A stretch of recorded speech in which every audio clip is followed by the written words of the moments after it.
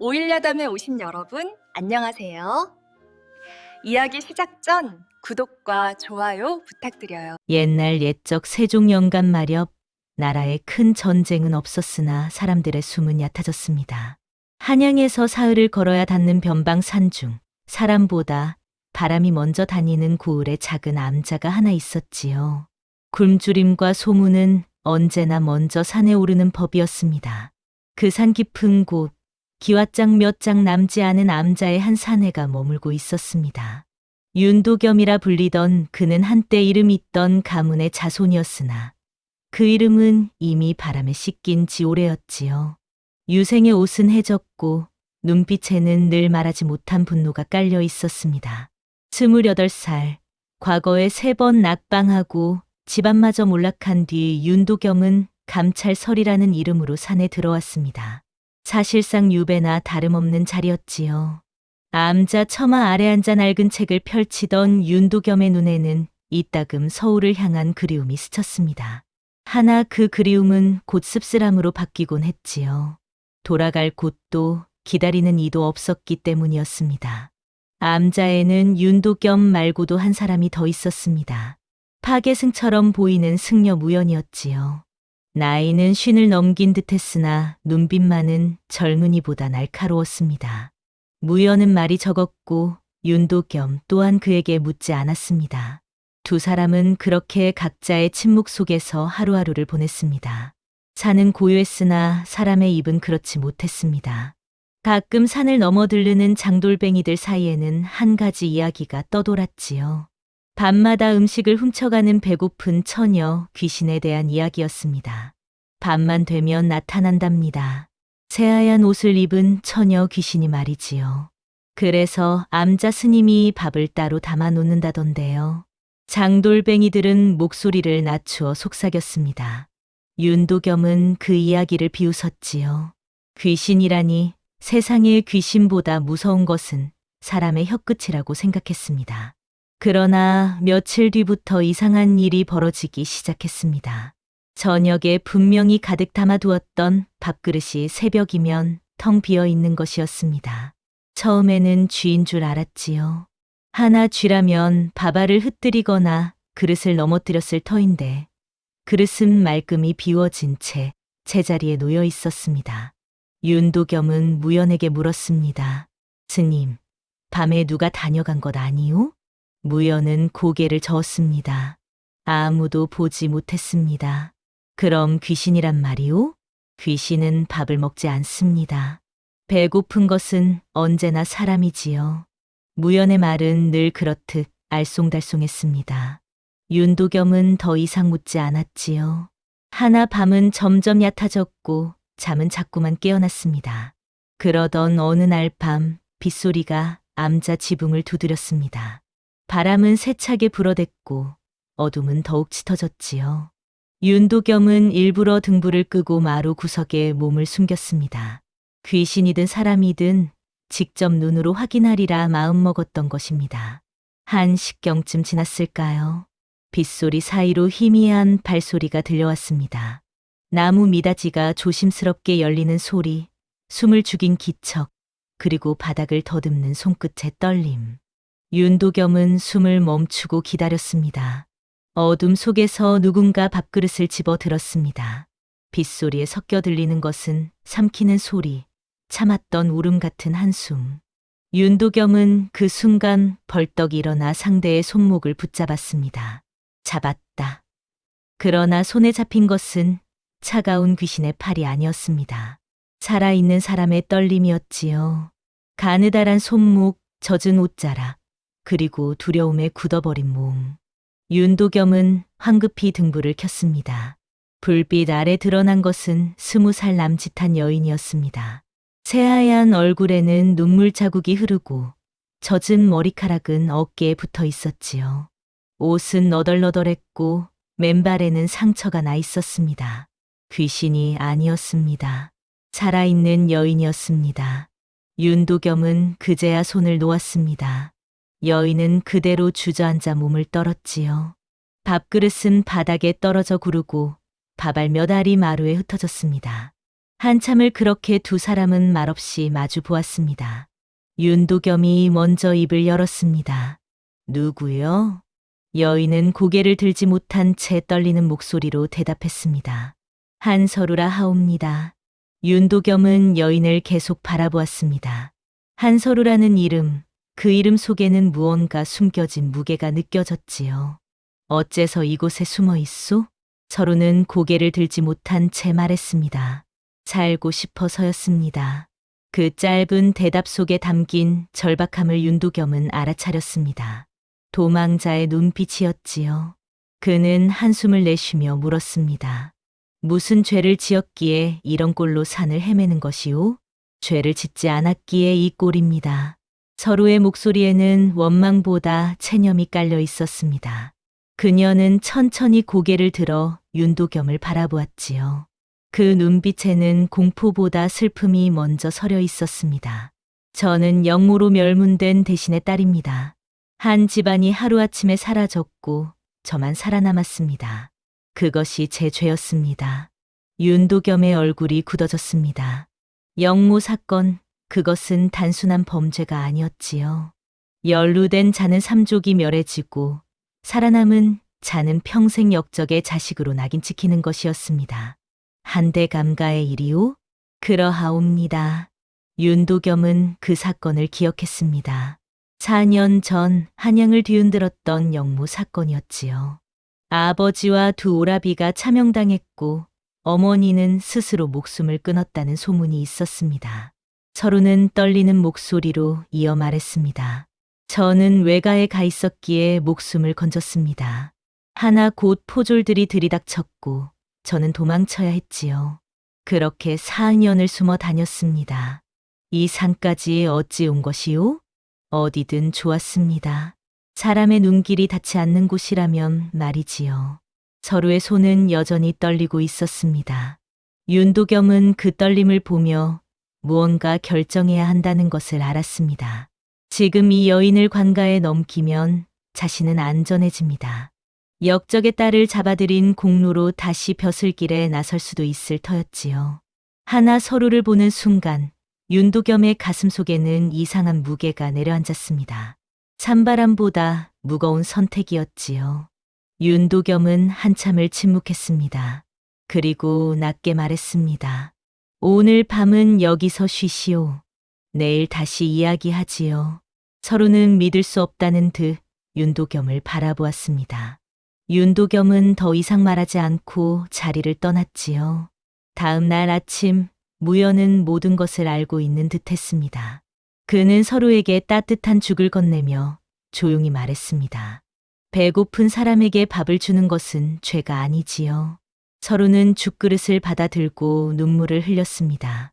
4년 만에 처음으로 사람의 온기를 느낀 순간이었습니다. 윤도겸은 그 모습을 멀리서 지켜보았습니다. 그의 마음속에서는 수많은 생각이 엉켜 있었지요. 이 여인을 어찌해야 하는가, 이 선택이 옳은가, 자신은 지금 무엇을 하고 있는가. 며칠이 지났습니다. 서로는 암자 구석진 곳에 머물렀고 윤도겸은 그녀를 내쫓지도 신고하지도 않았습니다. 무연은 여전히 말이 없었지요. 서로는 조용히 암자 일을 도왔습니다. 마당을 쓸고 물을 길어오고 빨래를 했지요. 말은 적었으나 손은 부지런했습니다. 어느 날 저녁 윤도겸은 서로에게 물었습니다. 영모가 사실이었소? 서로는 고개를 저었습니다. 아버님은 그런 분이 아니셨습니다. 다만 누군가의 미움을 샀을 뿐이지요. 증거는 있었소? 증거는 만들어지는 것이옵니다.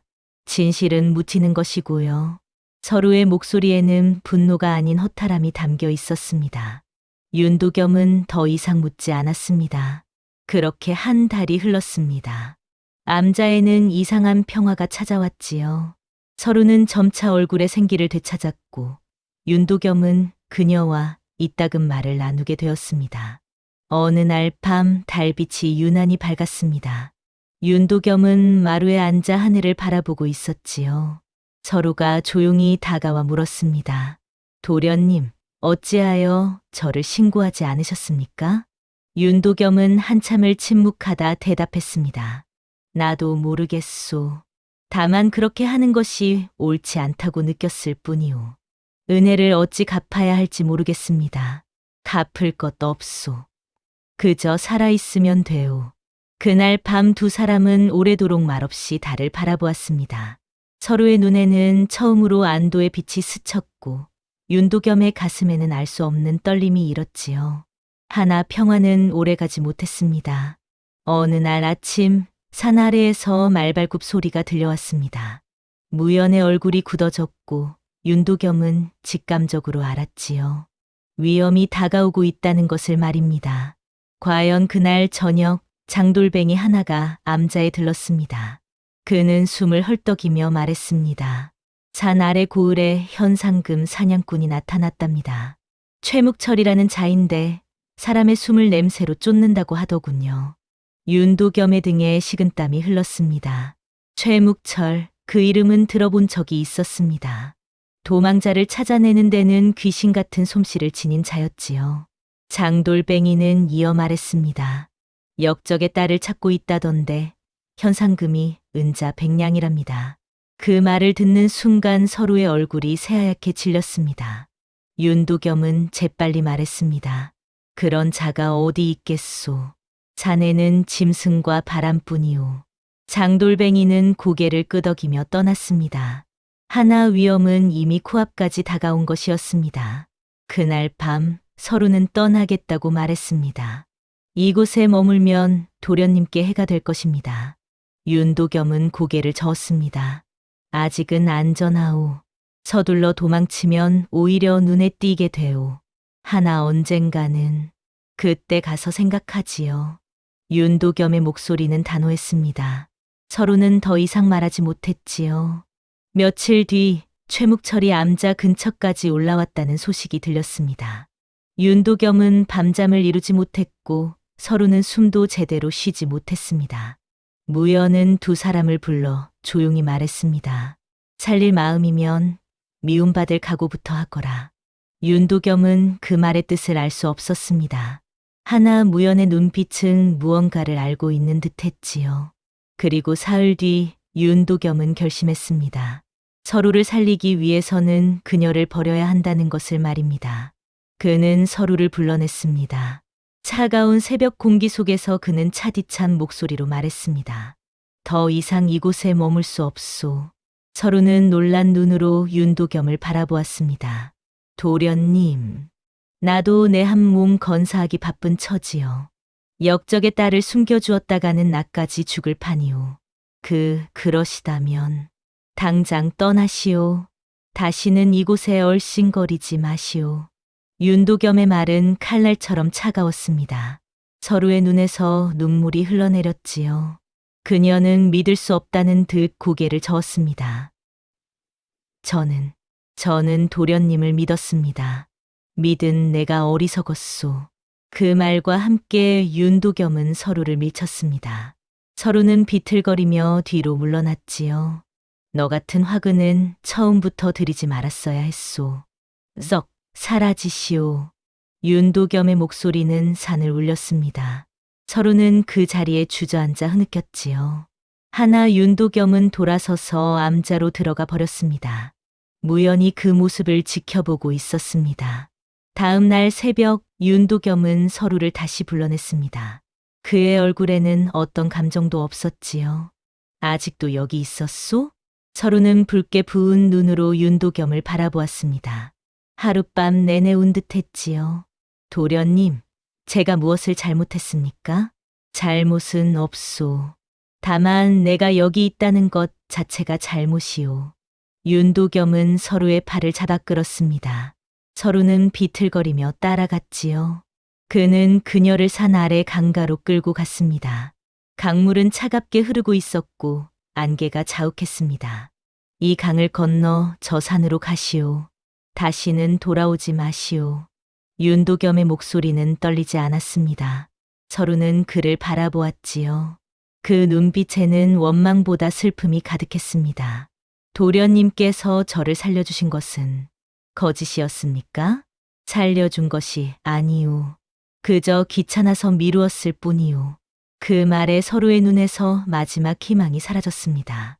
그녀는 천천히 고개를 숙이며 말했습니다. 알겠습니다. 도련님의 은혜 잊지 않겠습니다. 은혜라니 웃기는 소리 말고 썩 꺼지시오.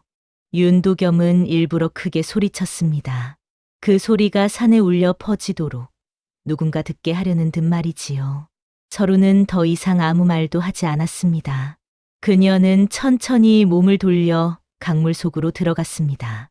차디찬 물이 치마를 적셨고 발걸음은 무거웠지요. 윤도겸은 그 뒷모습을 지켜보았습니다. 서로가 강 한가운데쯤 이르렀을 때 그녀는 한 번 뒤를 돌아보았습니다. 윤도겸은 차가운 눈빛으로 그녀를 노려보았습니다. 서로는 고개를 돌려 다시 걸었지요. 강을 다 건넌 서로는 한 번도 돌아보지 않고 숲속으로 사라졌습니다. 그 모습이 완전히 보이지 않게 되자 윤도겸은 그 자리에 주저앉았습니다. 그의 주먹은 바닥을 내리쳤고 이를 악물었지요. 눈에서는 눈물이 흘렀습니다. 이것이 옳은 일이겠지. 무연히 멀리서 지켜보고 있었습니다. 그는 조용히 고개를 끄덕였지요. 그날 이후 윤도겸은 일부러 산을 떠돌았습니다. 마을에 내려가 술을 마시고 사람들에게 자신의 이름을 밝히고 발자국을 남겼습니다. 나는 윤도겸이요. 한때 한양에서 벼슬을 꿈꾸던 자지요. 술에 취한 척하며 큰 소리로 말했습니다. 사람들은 그를 보며 혀를 찼지요. 저 양반 제 정신이 아니군. 하나 윤도겸이 원한 것은 바로 그것이었습니다. 자신의 존재를 드러내고 최묵철의 눈길을 자신에게로 돌리는 것 말이지요. 과연 며칠 뒤 최묵철이 나타났습니다. 키가 크고 눈빛이 날카로운 사내였지요. 그는 윤도겸을 보며 물었습니다. 암자에 사는 선비가 그대요? 그렇소. 요즘 수상한 자를 본 적이 있소? 수상한 자라니 이 산에는 짐승밖에 없소. 최묵철의 눈이 가늘어졌습니다. 역적의 딸을 찾고 있소. 혹시라도 본 적 있으면 신고하시오. 현상금이 은자 100냥이요. 그런 자가 있다면 진작 신고했겠지요. 윤도겸은 태연하게 대답했습니다. 최묵철은 한참을 그를 노려보다 돌아섰지요. 하나 최묵철은 떠나지 않았습니다. 그는 마을에 머물며 산을 샅샅이 뒤졌지요. 윤도겸은 일부러 그의 앞에 자주 나타났습니다. 또 뵙는군요. 자네, 혹시 무언가 숨기고 있는 것 아니오? 숨길 것이 있어야 숨기지요. 윤도겸의 태도는 점점 더 거만해졌습니다. 최묵철의 의심은 그에게로 쏠렸지요. 어느 날 밤 최묵철이 암자를 급습했습니다. 윤도겸은 잠든 척하며 그를 기다렸지요. 어디 숨겼소? 최묵철이 방 안을 뒤지며 소리쳤습니다. 윤도겸은 천천히 일어나 말했습니다. 무엇을 찾으시는 거요? 역적의 딸 말이오. 그런 자는 없소. 헛수고하지 마시오. 최묵철의 얼굴이 일그러졌습니다. 그는 윤도겸의 멱살을 잡았지요. 자네가 숨긴 것이 분명하오. 증거도 없이 함부로 짓거리지 마시오. 그 순간 최묵철의 주먹이 날아왔습니다. 윤도겸은 피하지 않았지요. 주먹이 얼굴을 강타했고 피가 흘렀습니다. 말해, 어디 있소? 최묵철은 계속해서 윤도겸을 때렸습니다. 윤도겸은 비틀거렸으나 쓰러지지 않았지요. 없다고 했소. 그때 무연이 나타났습니다. 그는 조용히 최묵철의 팔을 잡았지요. 이제 그만하시지요. 누구요? 당신은? 무연의 눈빛이 변했습니다. 순간 최묵철은 본능적으로 뒤로 물러났지요. 무연에게서 풍기는 기운이 예사롭지 않았습니다. 나는 무연, 전직 무관이었던 자요. 최묵철의 얼굴이 굳어졌습니다. 무연이라는 이름, 그것은 10년 전 한양에서 이름을 날리던 무관의 이름이었지요. 설마 무연 장군이란 말이오? 이제는 그저 중일 뿐이오. 무연은 최묵철에게 한 통의 문서를 내밀었습니다. 이것을 보시오. 4년 전 영모 사건의 진상이 담겨 있소. 최묵철은 문서를 받아 들었습니다. 그의 얼굴이 점점 창백해졌지요. 이것이 사실이오? 사실이오. 한대감가는 누명을 썼소. 진짜 영모를 꾸민 자들은 따로 있소. 최묵철은 말을 잃었습니다. 무연은 이어 말했습니다.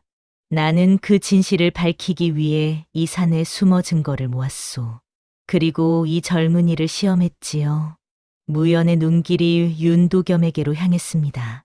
악역이 될 줄 아는 자만이 진실을 감당할 수 있소. 윤도겸은 피를 닦으며 무연을 바라보았습니다. 무연은 그에게 또 다른 문서를 건넸지요. 이것은 암행어사 마패를 받을 수 있는 추천서요. 자네가 진실을 밝힐 사람이요. 저 같은 자가 자네는 이미 증명했소. 한 사람을 살리기 위해 미움받는 것을 두려워하지 않았소. 무연의 말에 윤도겸의 눈에서 눈물이 흘렀습니다. 최묵철은 문서를 돌려주며 말했습니다. 나는 돈을 쫓던 자였소. 하나 진실까지 외면할 수는 없소. 그는 고개를 숙이고 산을 내려갔습니다. 다시는 돌아오지 않았지요. 그날 이후 윤도겸의 삶이 바뀌었습니다. 무연의 추천으로 그는 한양으로 올라갔고 암행어사의 길을 걷게 되었습니다. 그는 침묵 속에서 증거를 모았습니다. 영모 사건에 연루된 자들을 추적하고 숨겨진 진실을 파헤쳤지요. 그 과정은 고통스러웠습니다. 목숨의 위협을 받았고 누명을 쓰기도 했습니다. 몸에는 상처가 늘어갔고 이름은 더럽혀졌지요. 하나 윤도겸은 멈추지 않았습니다. 그의 가슴 속에는 한 가지 마음이 있었습니다. 서로를 구해야 한다는 마음이었습니다. 3년의 세월이 흘렀습니다. 윤도겸은 마침내 진실을 밝힐 증거를 모두 모았습니다. 영모를 조작한 자들의 이름, 그들의 죄목, 모든 것이 명확했지요. 하나 그 전에 그는 한 곳을 찾아가야 했습니다. 지방의 작은 고을, 그곳에 한 서당이 있었습니다.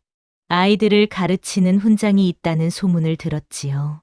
윤도겸은 그 서당 앞에 섰습니다.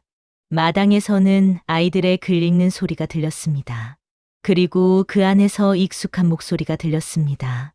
천지연왕, 우주옹왕, 서로의 목소리였습니다. 윤도겸은 마당으로 들어갔습니다. 아이들이 그를 보며 웅성거렸지요. 서로가 밖으로 나왔습니다. 두 사람의 눈이 마주쳤습니다. 서로는 윤도겸을 알아보았으나 아무런 표정도 짓지 않았습니다. 그녀는 차분히 물었습니다. 무슨 일로 오셨습니까? 이야기할 것이 있소. 저는 낯선 분과 이야기할 것이 없습니다. 서로의 목소리는 차가웠습니다. 윤도겸의 가슴이 아려왔지요. 저는 서로가 아니옵니다. 제 이름은 초란이라 하옵니다. 서로는 끝까지 자신을 부인했습니다. 윤도겸은 한 걸음 다가갔지요. 그날 미안했소. 무슨 말씀이신지 모르겠습니다. 서로의 눈에는 어떤 감정도 없었습니다. 3년의 세월이 그녀를 단단하게 만들어 놓았지요. 윤도겸은 옷자락을 걷어 올렸습니다. 그의 팔과 가슴에는 수많은 상처가 있었습니다. 칼에 베인 자국, 매로 맞은 흔적, 불에 댄 상처들이었지요. 서로의 눈빛이 흔들렸습니다. 이것은 당신을 살리기 위해 받은 상처요. 윤도겸의 목소리가 떨렸습니다. 그날 당신을 버린 것은 거짓이었소. 최묵철의 눈길을 나에게로 돌리기 위함이었소. 당신이 살 수 있도록 말이오. 서로의 눈에서 눈물이 흘러내렸습니다. 3년간 꽁꽁 얼려두었던 감정이 무너지기 시작했지요. 도련님, 이제 모든 것이 끝났소. 진실이 밝혀질 것이오. 당신은 더 이상 역적의 딸이 아니오. 윤도겸은 서로의 손을 잡았습니다. 서로는 그대로 주저앉아 흐느꼈지요. 몰랐습니다. 정말 몰랐습니다. 미안하오. 당신에게 상처를 주었소.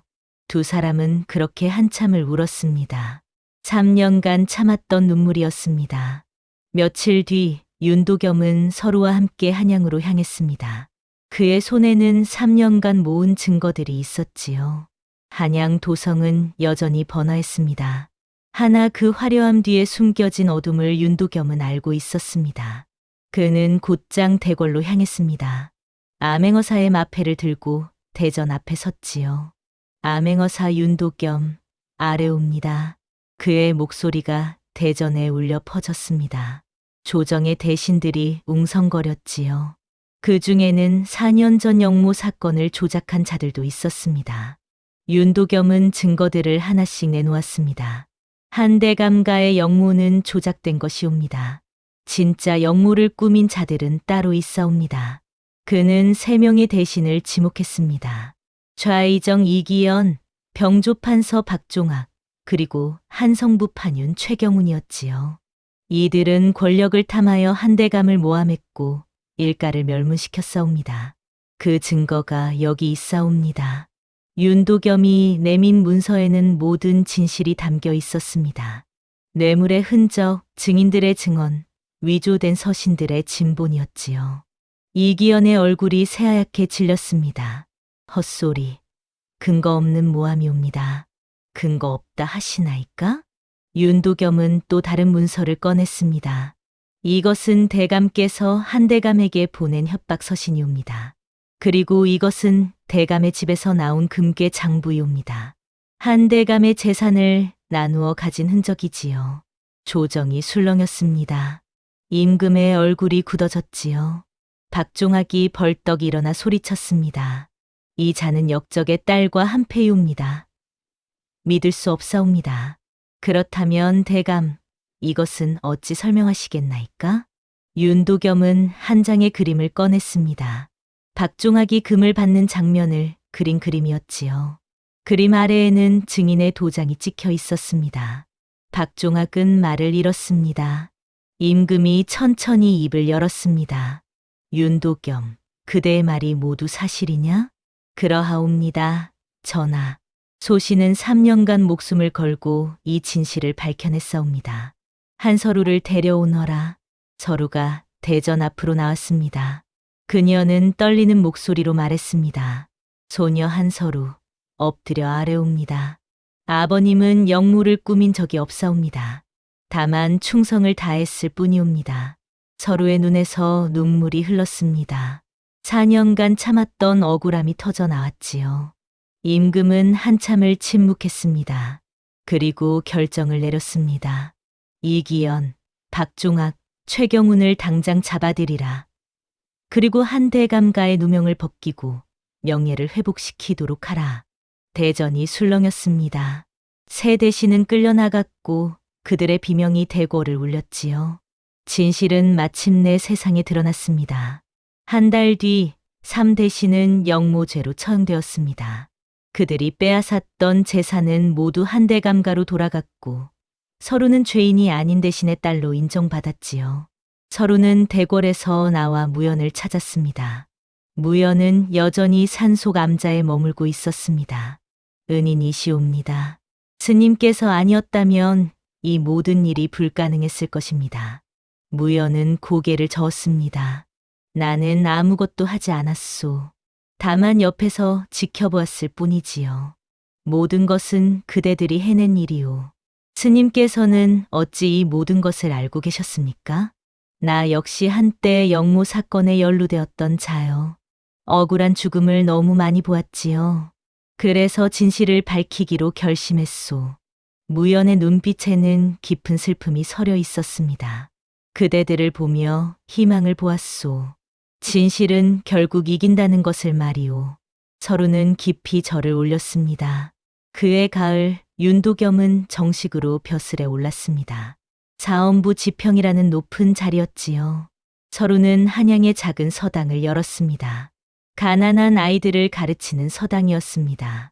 어느 날 저녁 윤도겸이 서당을 찾았습니다. 서루는 마당을 쓸고 있었지요. 서루, 도련님. 두 사람은 마주보며 미소 지었습니다. 4년 전 산속 암자에서의 첫 만남이 떠올랐지요. 그날 밤 정말 귀신인 줄 알았소. 저도 도련님이 무서운 사람인 줄 알았습니다. 두 사람은 웃었습니다. 그 웃음 속에는 지난 세월의 고통과 슬픔이 모두 녹아 있었지요. 윤도겸은 서로의 손을 잡았습니다. 이제 더 이상 숨지 않아도 돼요. 네, 이제는 떳떳하게 살 수 있습니다. 달빛이 두 사람을 비추었습니다. 그 빛은 4년 전 산속 암자에서 보았던 달빛과 같았지요. 하나 이제는 더 이상 두렵지 않았습니다. 세월이 흘렀습니다. 윤도겸은 청렴한 관리로 이름을 날렸고 서로는 많은 아이들을 가르쳤습니다. 두 사람은 혼인하여 행복한 가정을 꾸렸지요. 그들 사이에는 두 아이가 태어났고 아이들은 부모의 이야기를 들으며 자랐습니다. 무연은 여전히 산속 암자에 머물렀습니다. 가끔 윤도겸과 서로가 찾아가면 그는 빙그레 웃으며 맞아주었지요. 잘 살고 있구나. 스님, 덕분이옵니다. 아니다. 그대들 스스로 해낸 일이다. 무연은 언제나 그렇게 말했습니다. 어느 봄날 윤도겸과 서루는 아이들을 데리고 산으로 올라갔습니다. 그 옛날 암자가 있던 자리였지요. 암자는 여전히 그 자리에 있었고 무연은 마당을 쓸고 있었습니다.